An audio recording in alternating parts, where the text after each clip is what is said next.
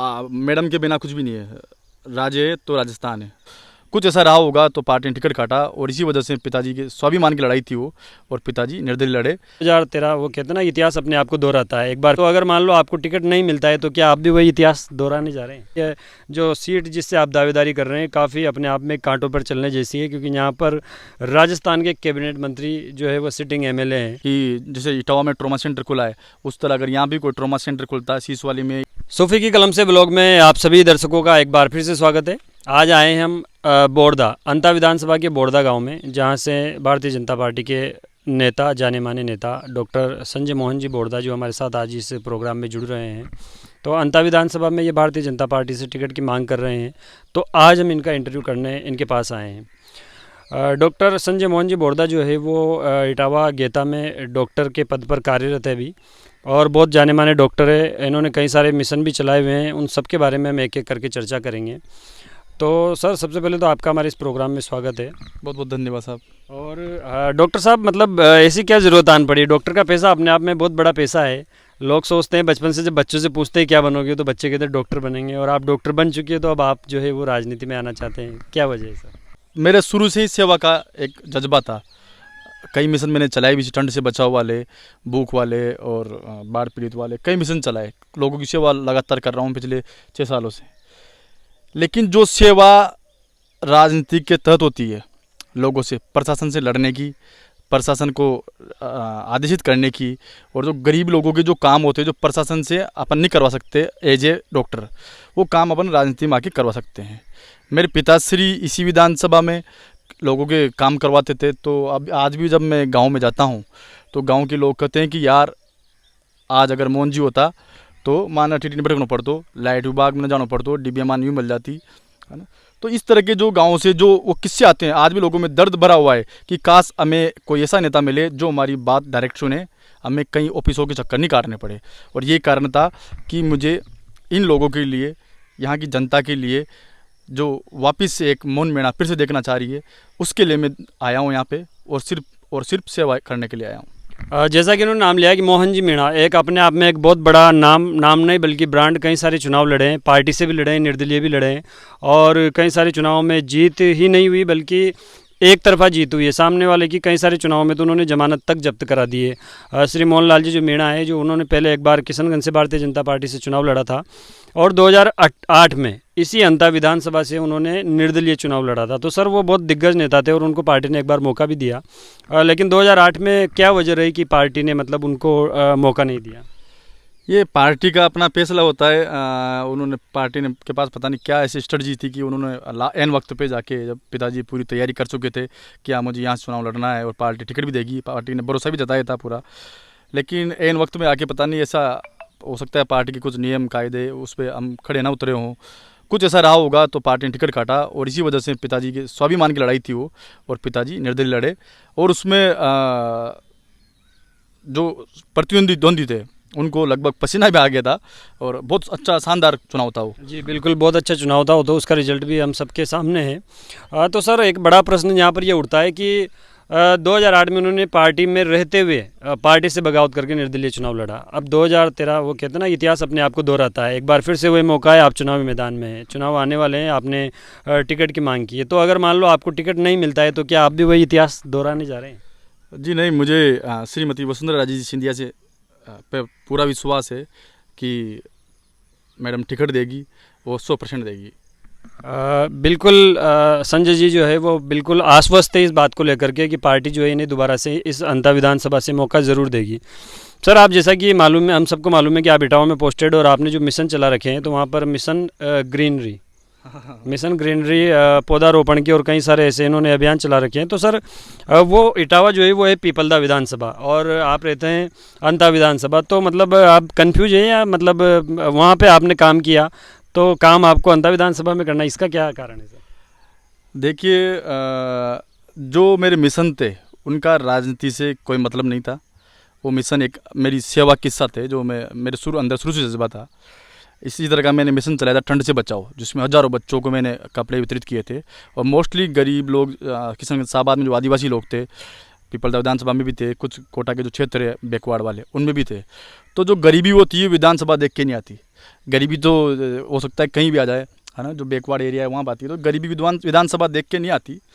तो वो अलग एक वो मेरा एक अलग क्राइटेरिया था सेवा करने का, उसमें राजनीति का उससे कोई लिंक नहीं है बिल्कुल भी। अच्छा, और फिर ऐसा भी इधर भी तो किया होगा ना अंता विधानसभा में, तो आप मतलब इस क्षेत्र में आप जो है वो नाम तो आपका जाना पहचाना था, लेकिन उम्मीदवारी जो है वो अचानक से भी पिछले कुछ महीनों से सामने आई है, तो मतलब अचानक से ये फैसला लिया गया था या मतलब आपका शुरू से यूँ था कि किसी भी क्षेत्र से चुनाव लड़ सकते हैं, या यही आपकी फेवरेट सीट थी? मैं यहाँ का स्थानीय हूँ, पिताजी ने मैं यहाँ से चुनाव लड़ा, और जो मेरा जो पूरा परिवार है वो भी यहीं पे सेवा दे रहा है, यहीं से संभालता है। और इस क्षेत्र में भी काफ़ी काम किए हैं। अभी कुछ दिनों पहले ही भाई साहब जो बड़े भैया है वो पार्टी के तहत रोड भी जाम किया था, उस जो बेरवा समाज की पूरा परिवार ने इस क्षेत्र में बहुत काफ़ी काम किया है। अच्छा, डॉक्टर साहब ने बताया कि पिपलदा विधानसभा में भी इन्होंने काम किया है, सामाजिक कामों से ये जुड़े रहे हैं, और गरीबी जो है वो विधानसभा देख करके नहीं आती। इन्होंने कहा कि निस्वार्थ भावना से इन्होंने लोगों की सेवा की है और पार्टी से जुड़ करके ये आगे भी सेवा करना चाहते हैं, इसीलिए ये अपना जो सबसे बड़ा प्रोफेशन है, डॉक्टर इंजीनियर ज़्यादातर बच्चे जो है वो यही बनना चाहते हैं, तो इतने बड़े प्रोफेशन को छोड़ करके और समाज सेवा से जुड़ना चाहते हैं। तो सर आप इस बात से भली भांति परिचित है कि ये जो सीट जिससे आप दावेदारी कर रहे हैं काफ़ी अपने आप में कांटों पर चलने जैसी है, क्योंकि यहाँ पर राजस्थान के कैबिनेट मंत्री जो है वो सिटिंग एमएलए हैं, तो उनसे आपका मुकाबला होने जा रहा है, तो आप कैसे मतलब उनका मुकाबला कर पाएंगे? मैं यहाँ की जनता से पूछना चाहूँगा कि एक जो जनप्रतिनिधि होता है उसका अहम रोल क्या होता है, उसका जो कार्य होता है वो क्या होता है। एक जनप्रतिनिधि का काम होता है शिक्षा, स्वास्थ्य और यहाँ की जो किसानों की जो समस्या है उनका समाधान करना, लेकिन ना तो शिक्षा का समाधान है, ना स्वास्थ्य अच्छा है। यहाँ पर जो स्वास्थ्य का जो स्ट्रेटजी है, जो इंफ्रास्ट्रक्चर है वो बिल्कुल ख़राब हो चुका है। यहाँ के जो अस्पताल है आपने देख लिए होंगे, उसके अलावा जो अभी कॉलेज बना हुआ है, शिक्षा में तो अच्छा मामला है, अभी कई सारे कॉलेज भी खुले हैं और इंग्लिश मीडियम स्कूल वगैरह है। कॉलेज खुले हैं, उनका शिलान्यास मात्र है, लेकिन अभी तक उनमें ना तो कोई टेबल है, ना कुर्सी है, ना ही कोई अध्यापक है। उनका जो समझ लो कि शिलान्यास मात्र हुआ है, वो सिर्फ एक दिखावे का ढोंग है। उसके अलावा आप स्कूल देखोगे तो कई स्कूलों की यहाँ पे जो छतें बिल्कुल जर्जर हो चुकी है। कई स्कूल के तो अब जाके उनका शिलान्यास होगा, हो सकता है वो कागजों में रह जाए। तो शिक्षा की व्यवस्था बहुत गंभीर है यहाँ पर। और उसके अलावा जो चिकित्सा की बात करें तो चिकित्सा की बात, आप कभी हॉस्पिटल में जाओगे तो आपको पता ही लग जाएगा कि जैसे इटावा में ट्रॉमा सेंटर खुला है, उस तरह अगर यहाँ भी कोई ट्रॉमा सेंटर खुलता है, सीसवाली में, इटावा, यहाँ पे मांगरोल में या फिर बोथ में, कहीं भी अगर कोई ट्रॉमा सेंटर जैसी कोई चीज़ खुलती है, अब इसका नाम अपन ने बदल के, जो मंत्री जी महोदय ने बदल के उप जिला चिकित्सालय कर दिया, लेकिन बिल्डिंग तो वही है सेम, डॉक्टर भी सेम वही है। तो नाम बदलने से काम नहीं होगा, अपन को पूरा काम बदलना पड़ेगा, पूरा इंफ्रास्ट्रक्चर बदलना पड़ेगा, तब जाके। तो आपका क्या विजन है, अगर आपको मौका मिलता है, जनता आपको अगर मौका देती है, तो आप क्या अंता विधानसभा के लिए नया करना चाहेंगे? मैं सबसे पहले किसानों के लिए करना चाहूँगा। किसानों के लिए जो गौशाला है उसका निर्माण होगा। किसानों की समस्याओं के लिए जो जन दरबार लगता है, जनता दरबार, वो लगना चाहिए यहाँ पे। अभी कोई किसान को अगर कभी भी कोई समस्या होती है या कोई गरीब आदमी को कोई समस्या होती है, उसको खुद को पता नहीं होता कि मुझे जाना कहाँ है, मेरी समस्या का समाधान कहाँ होगा, मेरा जनप्रतिनिधि जिसको मैंने पूरी उम्मीद के साथ वोट दिया था वो मुझे मिलेगा कहाँ।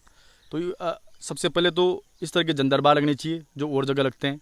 उसके अलावा जो स्वास्थ्य विभाग है उसके लिए भी इसका इंफ्रास्ट्रक्चर पूरा बदलाव होना चाहिए। सारी जो मशीनरी है स्वास्थ्य विभाग में जो काम आती है, सोनोग्राफी कोई मशीन नहीं है यहाँ पे भी, एक्सरे की मशीन नहीं है, उस तरह की जो जितनी भी स्वास्थ्य विभाग में जो मशीनरी आती सारी, वो हर जिला अस्पताल जो स्वास्थ्य विभाग है उसमें होनी ज़रूरी है। उसके अलावा शिक्षा विभाग का भी नवीनीकरण होना बहुत ज़रूरी है, क्योंकि यहाँ के स्कूल आप देखोगे तो पूरे स्कूलों में लगभग सारे बच्चे प्राइवेट स्कूल में जा रहे हैं। उसका कहीं ना कहीं कोई तो कारण है कि बच्चे प्राइवेट स्कूल में क्यों जा रहे हैं। अच्छा, अब के नेता कौन है आपके हिसाब से, मतलब किसे मौका मिलना चाहिए, सीएम फेस कौन होना चाहिए राजस्थान में? सीएम फेस इसमें कोई दो राय नहीं है, वसुंधरा राजे सिंधिया जी रहेंगे। लेकिन पार्टी इसकी ऑफिशियल घोषणा भी तो नहीं कर रही है ना? नहीं, वो मैडम के बिना कुछ भी नहीं है। राज्य तो राजस्थान है, नहीं तो राजस्थान में बीजेपी, तो फिर मुझे लगता कि, लेकिन राज्य को कन्फर्म मौका मिलेगा और वो श्रीमती वसुंधरा राजे सिंधिया जी हमारी नेता है। पार्टी के जब पार्टी मुझे मौका देती है अगर, तो निश्चित ही ये सीट 100% है कि ये सीट निकलेगी। जी, बहुत बहुत धन्यवाद। ये थे डॉक्टर संजय मोहन जी बोरदा। बैकग्राउंड में आप देख सकते हैं ये इनके खेत है, किसान नेता हैं, किसान पुत्र है, और ज़मीन से जुड़े हुए हैं। ये देखिए आप, इनका ये पूरे बागान जो है ये इन्हीं के हैं और बिल्कुल साधारण जीवन ये व्यतीत करते हैं। ऐसा नहीं है डॉक्टर जैसी आपको मतलब झलक नहीं मिली होगी, और मतलब ऐसा कोई वीआईपी वो भी नहीं है। सब काम बहुत साधारण है।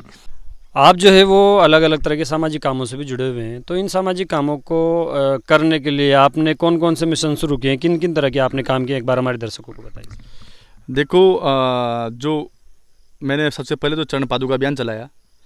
वो चरण पादुका अभियान से पहले भी जब मैंने मेरी पोस्टिंग शुरुआत में जहाँ थी, वहाँ से मैंने एक ग्रीन मिशन ग्रीन चलाया था। उस टाइम उसका नाम मिशन ग्रीन नहीं था, लेकिन पौधे लगाता था। तो फर्स्ट में हमने 700 पौधे लगाए थे। उसके अलावा जब अभी उस मिशन ने इतना रूप ले लिया कि अब उसका नाम हमने ग्रीन मिशन आड़ती दिया, और उसके तहत हमने हज़ारों पौधे लगाए। पिछली बार भी अवार्ड भी मिला, और इस बार भी अवार्ड के लिए नाम गया है। और जब आप कभी इटावा साइड या जहाँ भी मेरी पोस्टिंग रही वहाँ पे जाओगे तो आपको पता लग जाएगा कि यार एक मिशन ग्रीन नाम का कहीं पे कोई मिशन चल रहा है। उसके अलावा हमने ठंड से बचाओ मिशन चलाया, जिसके तहत पिछले 4 साल में हमने हज़ारों बच्चों को जिनकी ठंड की वजह से जो निमोनिया होता है उसकी वजह से मौत हो जाती थी, तो उन बच्चों को हमने हज़ारों ब्रांडेड जैकेट वितरित की। उसके अलावा हमने जो चरण पादुका अभियान चलाया, उसके तहत जो तपती दोपहरी होती है, उस धूप में जो बच्चे मज़दूरों के बच्चे होते हैं या मज़दूर होते हैं, उनके पैर बिल्कुल जल जाते हैं नीचे से, तो उनके लिए हमने चरण पादुका अभियान चलाया था। उसमें हमने हज़ारों बच्चों को और हज़ारों जो मज़दूर थे उनको घर घर जाकर हमने चप्पल वितरित की थी। उसके अलावा एक विकलांगों के लिए मैंने एक प्लेटफॉर्म बनाया था, जिसके तहत सारे विकलांग इधर उधर ना भटके और उन विकलांगों का काम एक जगह पे हो जाए कि कौन सा डॉक्टर कब आ रहा है, उन सारे लोगों का काम, पेंशन का काम हो, चाहे सर्टिफिकेट बनाने का काम हो, इस तरह के सारे काम एक प्लेटफॉर्म पर किए मैंने। और वही वजह थी कि इटावा के जो चिकित्सा विभाग वाले थे, जो और विभाग थे, वो सब मुझे विकलांगों का देवता भी बोलते थे। और इसके अलावा भी और जो बाढ़ का समय था, बाढ़ के समय में मैंने जितने पेशेंट आते थे, जो मेरा जो अस्पताल पड़ता है गेता, उस गेता के अस्पताल वाले जो क्षेत्र था वहीं पे सबसे ज़्यादा बाढ़ पीड़ित हुए थे। तो मैंने जितने भी पेशेंट आए सबको 5 किलो आटा, साथ में जो सामग्री हर पेशेंट को, तो ये को बाढ़ पीड़ित का मिशन चलाया हमने। इसमें कई टन हमने आटा बांटा। उसके अलावा जो एक मिशन हमने जो लंपी वायरस आया था, उस टाइम भी हमने हमारी टीम के साथ मिलकर लंपी वायरस के अगेंस्ट बहुत सारे लोगों के साथ मिलकर हमने वो मिशन चलाया लंपी वायरस के। उसमें कई लाख रुपए का डोनेशन भी आया और हमने उसके तहत कई गायों का इलाज करवाया। अच्छा, अंत में एक सवाल के साथ इंटरव्यू खत्म करते हैं। आप एक सिटिंग डॉक्टर हैं और कई सारे युवा जो हैं वो डॉक्टर की पढ़ाई करने के लिए अपना सब कुछ कुर्बान कर देते हैं, यहाँ तक कि जब वो कम नंबर आते हैं तो सुसाइड तक कर लेते हैं। तो इस प्रोफेशन में आने के बाद अब आप अचानक से ये जॉब जो है इसको छोड़ करके राजनीति में जाना चाहते हैं, तो उन बच्चों के लिए जो डॉक्टर्स की तैयारी कर रहे हैं उनके लिए आप क्या कहना चाहेंगे? डॉक्टर भी एक सेवा का माध्यम है। अब कुछ लोग इसको पैसे की तरफ लेते हैं, कुछ तरह प्रोफेशन के एज ए प्रोफेशन लेते हैं, लेकिन मेरा तो जो परिवार था, पिताश्री थे, वो भी सेवा से जुड़े हुए थे, तो मैं सेवा के माध्यम से फिर अच्छे से जुड़ पाऊँ, जो अच्छा सिस्टम है एक। और जहाँ तक राजनीति में ना घुसे वहाँ तक अच्छे से सेवा नहीं हो सकती, जहाँ तक मेरा मानना है। क्योंकि जो गरीब और सताए हुए लोग हैं, जो प्रशासन के मान लो, या आप एज ए डॉक्टर में वो काम नहीं कर सकता जो एज ए पॉलिटिशियन कर सकता हूँ। जी बहुत बहुत धन्यवाद। ये थे डॉक्टर संजय जी मोहन बोरदा वाले।